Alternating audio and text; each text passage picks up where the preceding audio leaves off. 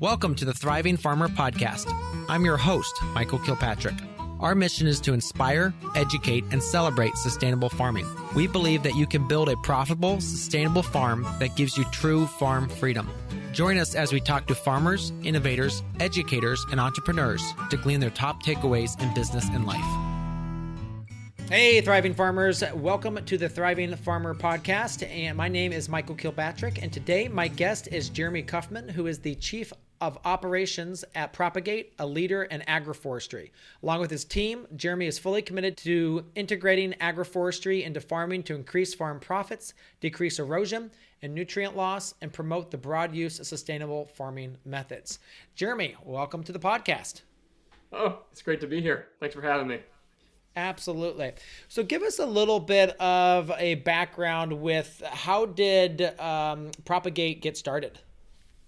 Yeah, it's a great question. Back in 2015, really the early days was thinking about how to add trees on farms in a way that made it reasonable for farms to transition to agroforestry. It started with really touring the country, looking at a lot of the farms that really at the beachhead of regenerative agriculture across the U.S. That was everything from going down to see Joel Salatin and his place, all the way across into sort of looking at chestnut production systems in Ohio at Route 9, all the way to sort of Wisconsin and Iowa and back. And that journey really sort of solidified the need for someone to really coalesce around helping farms transition in a more professional manner, but also help farms be able to get the capital that they needed to be able to make that transition. Such a huge part of the issue with transitioning to agroforestry. So that really set us off on the journey. Personally, I worked on organic lettuce farms when I was in college, and in a grass-fed dairy, a small scale. But I come from a timber products business background, family business. So trees were always in my DNA. And that path started in 2015, and now here we are, almost 10 years later, and have made some good progress. Absolutely. All right. So then what were the early projects like? Like what kind of projects did you work on in the early years? Yeah, that's a great question. So it started with really working with farms that were interested prerequisitely to agroforestry. A lot of the time, these were passive gentleman farms or gentlewoman farms that were interested in. They didn't necessarily have the on-farm income side of it that was required to make it possible, which gave them somewhat of the budget to be able to make those transitions happen. And really chipping away at being able to get these sort of small to mid-sized scale pilots off the ground with these projects. One of the things that we did launch to start with was an analysis service for farms to help them design the system and understand the economic potential of that system as sort of a prerequisite for them to be able to put the dollars to work in the projects. And so we've had those early projects, 2018, 2017, 2019, were really anywhere from 3-acre installations to 20-acre installations on farms that were focused on a lot more diversification than we do today on the ground. 5 crops rather than necessarily 2 or 3. So as we've grown, we've sort of needed to simplify things a bit, but that's where we started. Gotcha. Yeah. Now I know that you're starting to kind of scale into larger projects. Talk to us a little bit about kind of some of like the large projects you're working on now. Yeah, we have a very large chestnut production center in Maysville, Kentucky. Stretches down into Flemingsburg, Kentucky, and then it actually hops over the river into Ohio. We've got another farm right alongside the river there, about 30 minutes east of Maysville. That's about 1,850 acres under management. Very large majority of that is going into chestnut production, with some of it going into black locust centered timber as well as biodiversity and riparian restoration. So when Okay. you have a lot of projects, when you get that much acreage, you have a lot of edges to your fields and a lot of things you can do to really Yeah. bolster biodiversity and water quality. And so we treat it as a whole farm plan process, Uh-huh. with sort of the hero crop being chestnut on this project in particular.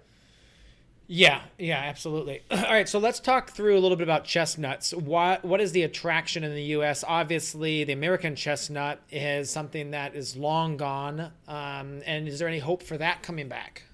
Oh man, there have been people trying to bring American chestnuts back for a long time. I think ever since we, you know, had a little bit of a fight or flight response to the blight in the Yeah. early 1800s and started cutting down trees. And uh, between the blight and harvesting, we really decimated our chestnuts in the forest early on. And ever since then, there have been people who wanted to bring it back.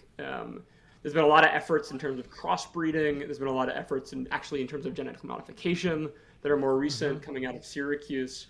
And we're still early days. I would say we're at least 50 years away from a viable American chestnut propagation out Oh, in the wow. world. And a lot of that has to do with whether it's the GM side, which is really the risk associated with the genetic modification, introduction, research, sort of the curve of that, Mm-hmm. seeing performance over 10, 15, 20, 30 years on that tree before you start introducing it more broadly. And on the crossbreeding side, it's really higher risk because you plant a tree and it gets blight in year 10, 11, 12, even if it's 99% American, 1% Chinese or something along those Yeah. lines. Um, and so there's a lot of risk in the American chestnut movement, but we believe in it. It's just not something that we think is a viable thing today, and probably won't be for a little while commercially, to be able to plant. Yeah. So then this farm that you're working on, is that mostly the Chinese then? Yeah, it's mostly Chinese, primary Chinese genetics. There's some hybrids on the project, but mostly Chinese. Um, Okay. So then talk us through like what is the typical what's the culture for the Chinese, like what's the spacing, like what's in between the plants, all this kind of stuff. yeah, that's a great question. So I think understanding where the farm started is important as well. So the farms were all corn, soy, conventional, for the Okay. most part. There's a few farms in there that were hay production systems previously, um, and so the benefit of those farms is that that farmer, despite managing conventionally for a long time, was really on the cutting edge of using biologicals alongside sort of some of the more conventional management practices for weed control, pest management, et cetera. And so things like no-till on that farm were implemented since in mid 90s.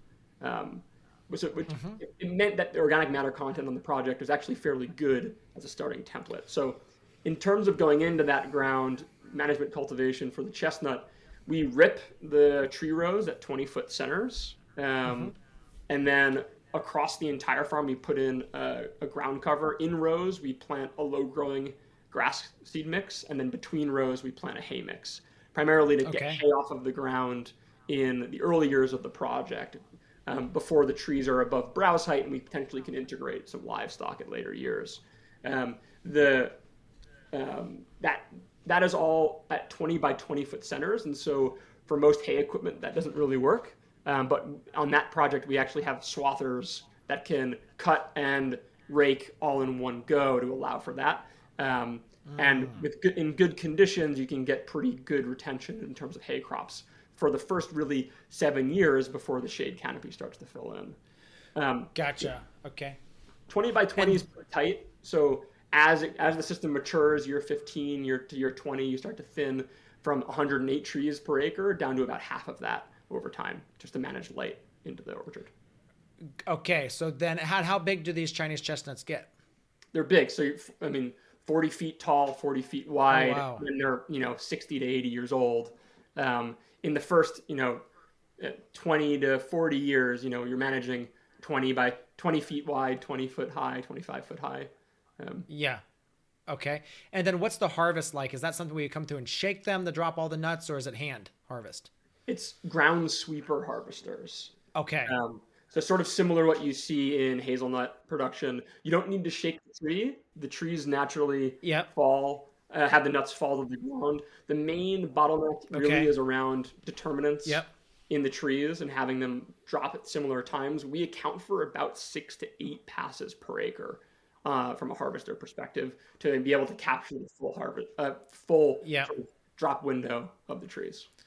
Okay, and then do you have to like eventually get rid of the grass below them so you can sweep, or is that something you just try to get down pretty close to the ground so you can get through? Yeah, it's a great question. Making sure you're mowing close. We manage with grass ground cover, but it does Okay. require basically a finishing mowing right before harvest to be able to do that. And it sort of a prerequisite also is making sure the ground is fairly level when you're doing cultivation. So any rut will Yeah. decrease your harvester capacity, and so you really have to just be really on it in terms of your management practices to make sure that that surface is level. Gotcha. So it Yeah. may require some orchard renovations on like that leveling in later years, depending on rainfall and tractor compaction and things of that nature that occurs over time. Gotcha. Gotcha. Okay. Um, and then the uses for chestnuts is obviously there's a use for them. People eat them. Is there any? I'm assuming also in baking, like they're wholesaled for that as well, for like cookies, and I know that sort of thing. Is there any use for like them in animal feed, or are they too highly valued for that?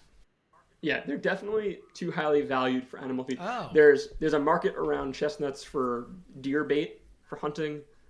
There's also a market yep, around chestnuts for animal feed for high quality finishing, but the yeah, pricing on that isn't. It's really where you want your like C grade sort of stuff you can't sell to go, and you're really just clearing the the cement yeah, the clean floor that you're trying to get at the end of the year to those markets. The value, so yeah, chestnuts in the U.S. particularly is a fairly nascent market, though every chestnut grower that we know and that has been growing them for the last 30 to 50 years sells out regularly, mostly at a premium to the global market. Um, gotcha. and domestically, they see no end in sight on the demand side. Um, there's the U.S. is a very small producer of chestnuts, but globally, chestnuts are produced very, very widely across Yeah, Asia, Europe, as well as South America. But it is a fresh nut, so it's a little bit different storage-wise than a hazelnut. So there is a limitation to yeah, global trade around chestnuts in a way that there might be sort of competitive factors with hazelnut, where you might have Turkey shipping nuts into the United States. And so gotcha. as domestic consumption grows, we think that we import about $60 million worth of chestnuts into the country today, um, Wow. which we don't really fulfill at all domestically. It's about 20,000 acres of domestic production that would need to fill that, and we're only at about 3,000 acres of commercial production in the United States. To give you a sense of it, Yeah, and that's growing. There's been a huge amount of growth in the chestnut production side of things in the United States over the last 5 years in particular. yeah, So the way in which we think about it is we want to create a base load for chestnuts in the United States for first and foremost to fill the gap of the U.S. as yeah. a producer, and then second on top of that, be able to create the domestic wholesale market for chestnuts into retail channels across the United States. We view that as a benefit to the chestnut industry as a whole, not just to these projects as well. Gotcha, gotcha. Okay. And what's the how long are they planted before like your first harvest typically? Yeah, people start seeing nuts coming in. I mean, we had nuts on trees that were planted last year, not Okay. in a commercial fashion. Yeah. You're not going to go bring the harvester out for those, but you start getting production early on. But it really starts to ramp up around year 7, year 8. That's when you Okay. start starting to get annual commercial yields coming off of the trees to Yeah. justify being out there and harvesting with your equipment and moving things forward. And then it really starts to peak around year 12, year 13, where you start getting stable sort of peak yields that you want to manage for. And we estimate anywhere from about 35 to 40 pounds per tree if you're managing for the crop rather than managing it passively. There's a lot of chestnut orchards that are grown without fertilization, without cultivation, or sort of managing for nutrients, sap analysis, soil testing. And Yeah. so you might get reductions in yield if you're not playing to the needs of it as a crop more so than managing it passively as a tree. Gotcha. Okay. All right. So why was this particular farm with 1,850 acres? What was the thought or the interest behind moving completely to an agroforestry program? Oh, that's a fantastic question. It is a pretty amazing transition that happened in a very short period of time. Yeah. So that farmer, his name is Kevin Hill. We met Kevin through a partnership that we were working with a large agribusiness that was looking at their supply chain for carbon-based projects. They reached out regionally to farmers to see if they were interested in planting trees on farms more broadly. So we didn't actually have like a chestnut specific focus at the time. And then our team went and visited 10 farms in the region and looked at all those farms, met all those farmers and understood sort of their needs, their wants, desires, did an analysis, much like what we had been doing for a long time. And Kevin, who had been farming about 4,000 acres in that region at his peak, was looking to find ways to make that ground more sustainable for the long term. He had really amazing relationships with his landlords. He has some ground that he also owns in that region, but his main farming operation is actually in Orient, Ohio. So his home, he actually goes down to Maysville, farms that ground, and then moves north into Orient as the year goes on, or vice versa, depending on opportunistic weather. How big of a range is that? How many miles is he traveling? So he farms his owned ground in Orient. It's about a 2-hour drive from Orient. It's near Columbus. From Orient down to Maysville. But he actually drives his tractors.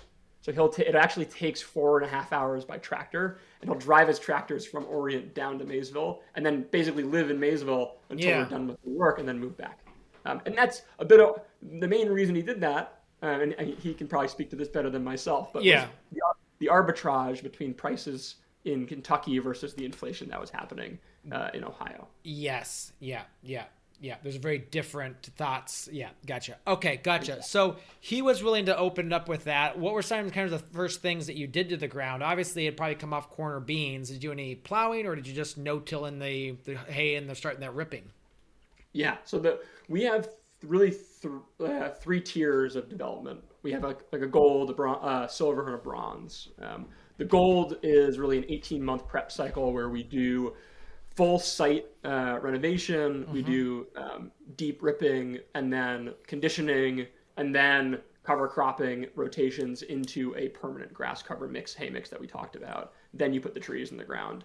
The bronze is really just go straight in and do those renovations after that happens, where you're putting the trees in the ground, but then you're actually renovating around those trees, which is it's actually less costly, but it's less optimal in terms of the growth and the outcomes you want from the trees. So we do, depending on the project, the timeline, the capital available to do so, we'll run each of those protocols. In hay ground, it's a little bit different. We just prep the tree row because we already have a good hay stand on that ground. Yeah. Turning it over to put it back into hay makes no sense. So we just do that within the row. Gotcha. Yeah. Now with the chestnuts, why haven't chestnuts started scaling for growers in the last 5 years? Well, they've started scaling the last 5 years particularly. But prior to that point, there really wasn't a confirmed high quality source of seed stock for seedlings from parentage that had good track records of production. That has really just started to ramp up in the last 5 to 8 years as the growers who have been doing it for 40 to 50 years and breeding it have really brought that seed stock to life. And I think between that and just the amount of options for broadacre agriculture in the east of the United States, there's somewhat limited options beyond the small scale for really scaling up. Grazing, hay, corn, soy, small grains in some pockets. For larger acreage, the only other comparative to that really is pecans. So chestnuts really fill a need from the farm level perspective for a crop that actually is possible at a large scale to replace some of this acreage that's in corn or soy or hay or wheat. So it's a good marriage in that regard in terms of timing as farms are looking to transition, farmers are aging, things, the whole story there. So. Absolutely. Yeah. Yeah, absolutely. That's very cool. Unlock the potential of elderberry farming with growing farmers. Elderberries, thriving even on marginal land, offer a lucrative opportunity for profiting off your property. Not just the berries, but also sticks, flowers, and leaves are in demand, diversifying income streams. With low initial investments, the path to a profitable elderberry business is within reach. This resilient crop can be your gateway to tapping into a growing market for health-conscious consumers. Start your elderberry venture today and cultivate success. For more details, visit growelderberry.com. That's growelderberry.com. All right, so there's two big other things I wanted to get to. You guys did announce a partnership with Rodale. Talk to us a little bit about what that looks like and what's that's going to help with. Yeah, totally. We're really excited about what we're doing with Rodale.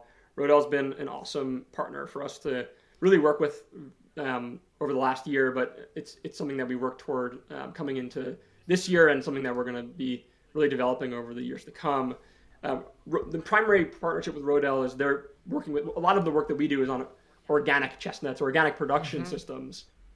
We aren't organic production experts ourselves, so working with Rodale to be able to help bridge gaps on organic practices in some of these unique sort of agroforestry systems is a huge benefit to us and to our customers moving forward. And then secondarily, Rodale isn't a agroforestry specialist, so we pass a lot of the knowledge and research that we've done onto Rodale, so that way they can provide that information into the public domain, but also provide that information to the folks that they service and that they work with. So it's a nice marriage between those two worlds. As part of that partnership, it comes also with solving some of the fundamental constraints around tree supply and genetics and things of that nature that we've been working on for a long time, that Rodale has been an awesome partner on. And we're identifying sites on the Rodale campus and otherwise to actually establish some of those genetics for showcasing the benefits of those crops. Gotcha. Let's talk about this, because obviously, there's a difference between a crop first versus a practices first mindset. And I know that you guys are really focused on the regenerative side of things. So talk us through that little bit of a difference there, because, some people may say, oh, these look awesome, but they still may go about it the wrong way. Yeah, it's a huge conversation. I think oftentimes we have to code switch a lot between the two. So someone might be interested in a practice which is alley cropping, or a practice which is silvopasture, or a practice which is windbreaks. But they might not know what crop makes sense for them to add to that. So they might want to do diverse hardwood silvopasture, or they might want to actually produce something that's going to get them a crop in the near term, be it planting a fruiting shrub, or be it planting a fruiting tree or a tree nut or a timber crop. And then looking at it from a crop first perspective, it's really more rooted in the commercialization of agriculture, which is what are the crops that are going to actually drive my return on investment for this project, and depending on the farm, depending on the interest, they come at it from each of those perspectives. At the scale that we're operating at in Kentucky, it's without the crop first approach, we wouldn't even have had a conversation to start with. But there's oftentimes farms that we work with that are only interested in the co-benefits on the practices side. And that's also really important, because things like if you're a grazer, you can get benefits from shade, increase your weight gain in the summer months, but you don't really care about harvesting it for timber or harvesting it for a nut crop. You really care more about adding value to your existing production system. So that's sort of the difference in mindset. Yeah. We run into this a lot because in agroforestry, you have to have both.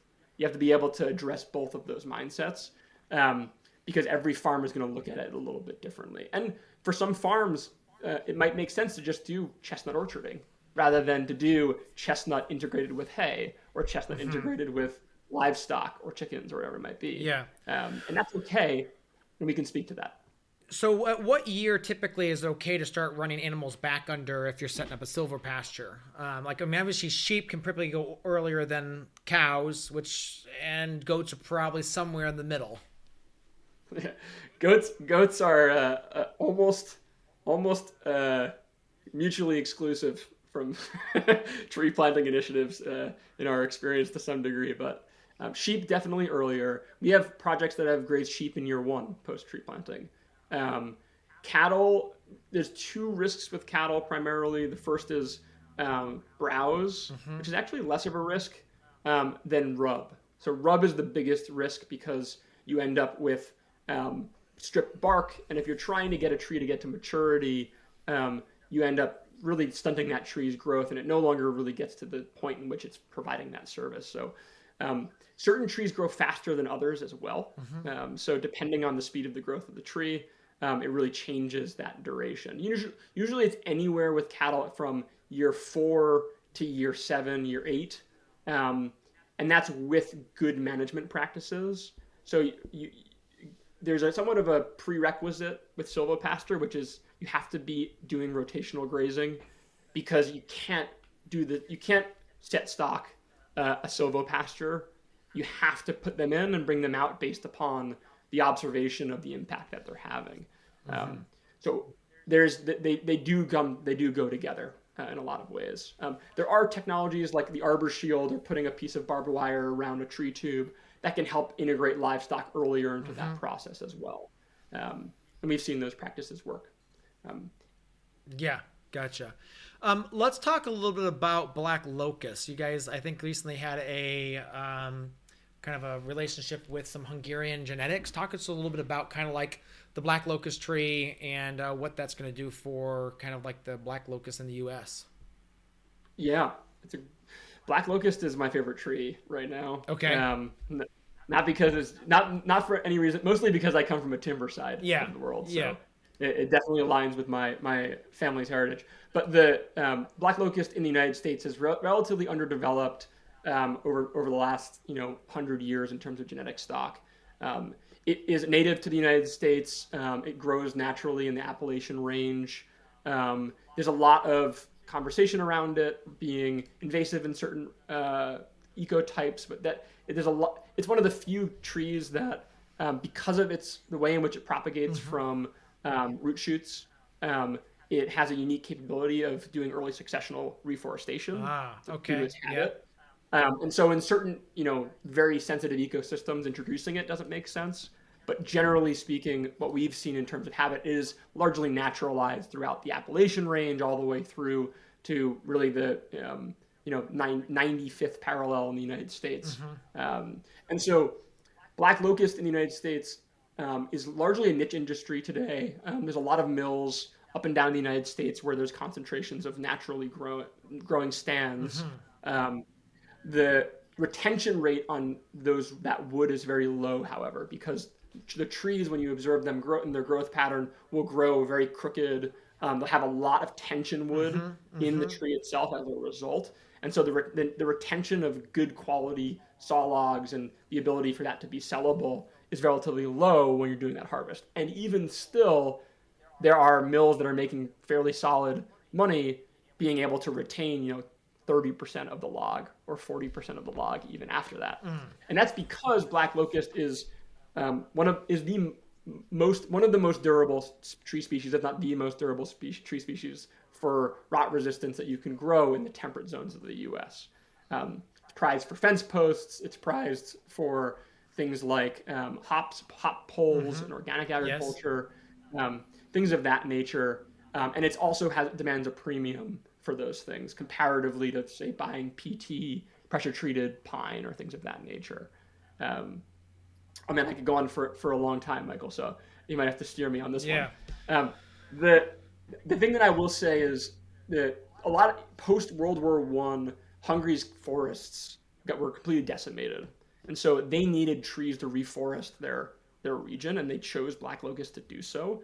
And a lot of the breeding work that has been done in Hungary for straight growth form, fast growth, and specific, really nuanced growing traits of the tree, like things like canopy, root, shoot to trunk ratios, things like flower production, and a very large part of Hungary's economy is fueled by black locust, both on the honey production side, which is a big part of black locust industry in Hungary specifically, sort of like the clover equivalent in Hungary, clover honey, and then for the timber side, which is a huge industry there as well. So that partnership has enabled us to bring back sort of the legacy of black locust domestically with higher quality genetics to be able to activate a commercial industry here in the United States. It is particularly well suited for silvopasture as well. Because it comes into pastures and because of its leaf structure, it lets a lot of light penetrate into the understory. Yeah. You get a lot of grass growth underneath it when you're managing it for silvopasture as well. Yeah, and I would imagine too, the further south you go, it could actually help, especially in the summertime, with grass growth. 100%. Yeah. Now, as you go north, you're looking for wind benefits in the winter if you're doing correct. grazing. Yeah. Now, remind me, does black locust have pods, or is that the honey locust? That's the honey locust. Okay. All right. So there's no pods on it. Yeah. I mean, that's the thing. Like, black locust is incredibly hard to find. We were trying to find some here, and we ended up talking to the guy and saying, well, Osage orange will work too, but just the quality of the posts was just pitiful. Absolutely pitiful. Just very poor quality, very, not straight, and just really challenging to work with. So yeah, having an actual planted, plantation, as it were, of those would be just so much more valuable for farmers, because they do make great posts. And I think the big thing is right now we do a lot of pressure treated in the U.S. And if we could replace that with locusts, it's going to last twice or three times as long. 3, it's a much stronger wood and much heavier. But yeah, it'd just be better all around. Yeah, and it also offsets some of the imports of teak and ipe that's coming from the rainforest in South America and Africa, and that's those aren't that we shouldn't be pulling lumber in. We're a temperate forest here in the United States. There's no reason for us to be importing rot-resistant timber from another country if we don't have to. Yeah. So are these species just good for planting in the hedgerow, or they require more management typically than the regular black locust we find here? Yeah, so I mean, best practice requires some management. You want to in the early years in particular, with any crop you're managing competition and things of that nature. They cultivate in the early years in Hungary for the first 3 years to really get it ahead of the any sort of competition. But once again, it's all a matter of what you're trying to get out of the system. If you're trying to get posts out of the system, lower maintenance isn't a bad thing. It will probably slow the tree growth down a little bit in terms of performance, but if you're not going for saw logs and you're going for posts and you're trying to plant sort of a hedgerow of them for a future post down the line, there's no reason why you wouldn't plant them and manage them in a little bit of a lower maintenance scheme. If you're going for saw logs and you're going for decking material, it's a totally different game for sure. Absolutely. What's the typical life cycle from planting to posts if someone's managing for that? Yeah, so planting for posts, you can really start to get posts, depending on your establishment and depending on your soils and all the agronomic pieces aside. You're talking about anywhere from 7 years to 10 years for your earliest posts harvest. Okay. And then you do harvest. You can harvest earlier, but you want a little bit more heartwood, such that when you have the heartwood is what's beneficial for the soil contact side of it. So if you're harvesting to put it into the soil, you do want to have at least maybe 5 to 6 inches in diameter on that post. Gotcha. Yeah. And then really your first timber harvest is sub 20 years. The reason for that is you're actually harvesting them at 11 to 12 inches in diameter. You're not waiting for them to get to huge saw logs. The reason for that primarily is because there is a pest in the United States. It's native here called the locust borer. And that starts to really come in the later stages. It's part of the natural succession of locusts growing up, senescing, dying, and then the reforestation happening behind it. Yeah. So it's a naturalized problem. If you want to get good saw logs out of it, you have to harvest it earlier in its life cycle. So which means you're still getting a lot of board feet, but you're managing it for a smaller diameter of sawlog. Yeah. What's your spacing on black locust? Yeah, so 10 to 12 foot in row. Okay. And then you can do as wide as your other crop is beneficial. We do recommend at least, 20 to 30% of the planting to be additional other species, primarily to sort of mitigate some pest risk in the early years and to be to disrupt the pest cycle. But 10 to 12 feet in row, and then we typically plant densities at around 20 feet between rows, primarily to open up the option for silvopasture on those projects. But from a plant in Hungary, they do 12 foot by 12 foot grids in plantation. We don't. Plantation is not something that we're that focused on specifically, and especially not in monocultures here in the United States. We wouldn't recommend doing monoculture black locust plantings for the risk profile that it presents. Is there a way you can do like the chestnuts and the locust together, or what other species do you recommend planting in with those?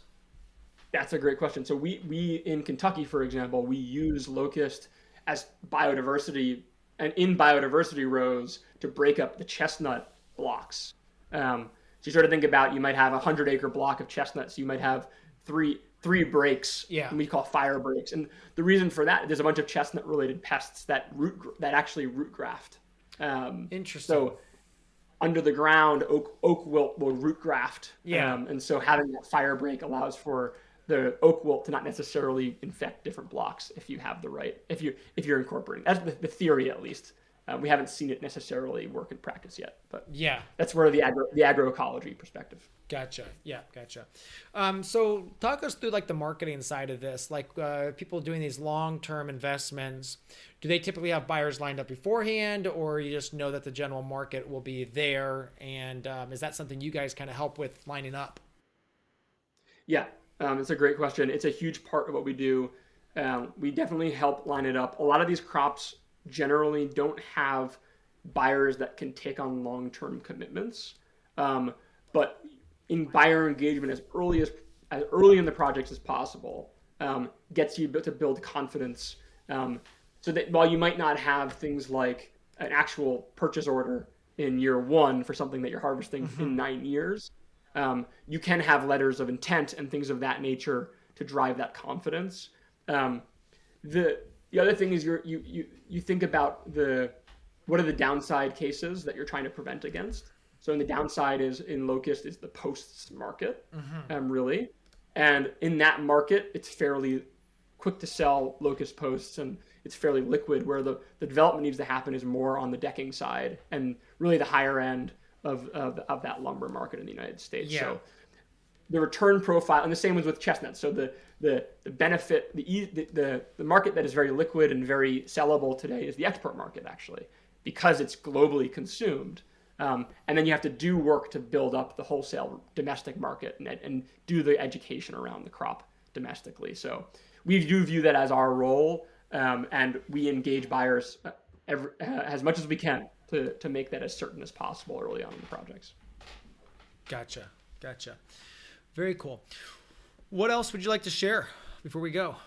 Yeah, I think one of the biggest questions that I have coming into this podcast really is, I know a big theme about this is growing farmers and really helping farmers thrive. And at the core of what we're trying to accomplish is help make transitions possible to what farms want to become, but might not have the capital or the ability to get there.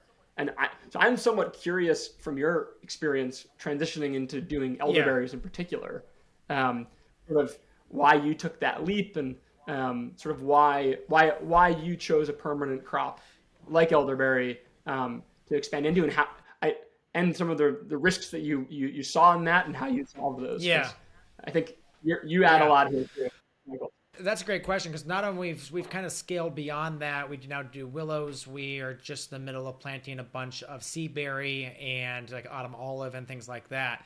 I think the biggest thing is that we're looking at, we can't. My background's annual vegetables, so obviously intensive. You plant radishes, 3 weeks later you get a crop, but also that means 3 weeks later you get a crop. And so that means that you now have to handle that. You have to sell that fresh. The radishes, if you don't harvest it within 5 days, it's gone bad. So if you look at something like an elderberry, obviously that's more of a seasonality thing. That, if you have to harvest it when you need to harvest it. The nice thing about elderberries, there's multiple harvest periods. You can go for the flowers, you can go for the sticks, you can go for the leaves, you can go for the berries. Health and wellness is blowing up. We know that. So we're seeing a lot of people, just explode on that space. So that's a huge driver for us there is the demand. So yeah, that's part of it there. And then I think too is that it's a lot more of a laid back. So obviously there's seasons where you have to go harvest, but there's other aspects of you don't have anything to do. Yeah. And I think that's, if you're looking at, even more of these other trees too, like the black locust, you plant, you care for it, but you can go on vacation for a week or 2 or 3.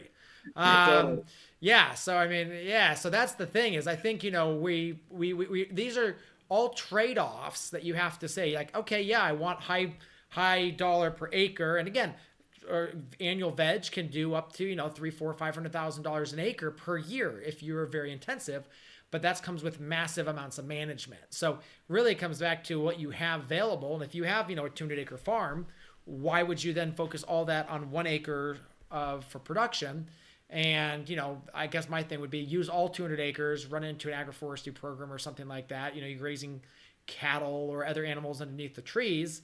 And it's a lot more of a simplified system, as it were, I think. So, yeah, I think that's the thing is like, I think every farm's different too. So you may have some people that just don't have the land, or maybe it's too steep to do certain crops. So that's where, the thing about agroforestry is you can work with pretty significant slopes and still make it work. Yep. Which is a huge advantage there. So, yeah, I think we still do a fair amount of annual veg on the farm, but we just did pick up another 7 acres of ground this year that we have a long-term lease on, and it's probably not long enough to do locusts on, but it's definitely long enough to do things like elderberry or seaberry and stuff like that. So but on our home farm, we probably are looking on we have a 800-foot long a railroad edge to our property, which on the railroad. So, we know nothing's going to go there. We probably will go ahead and put a mixture of these long-term perennial trees that will give us something. Nice.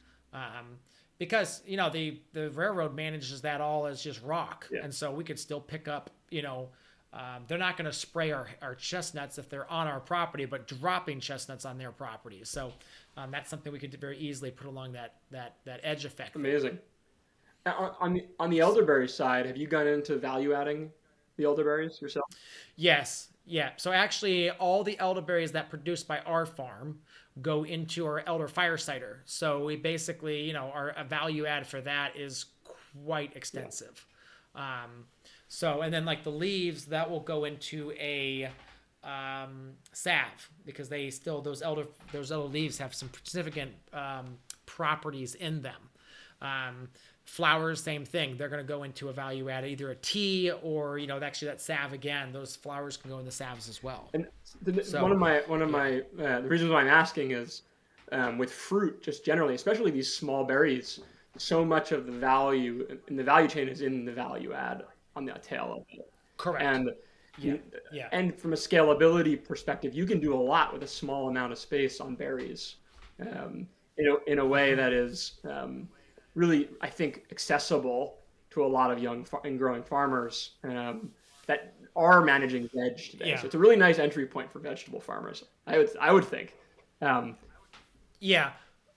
The other big thing too is these, you take your absolute best ground and that's what you put in your vegetables.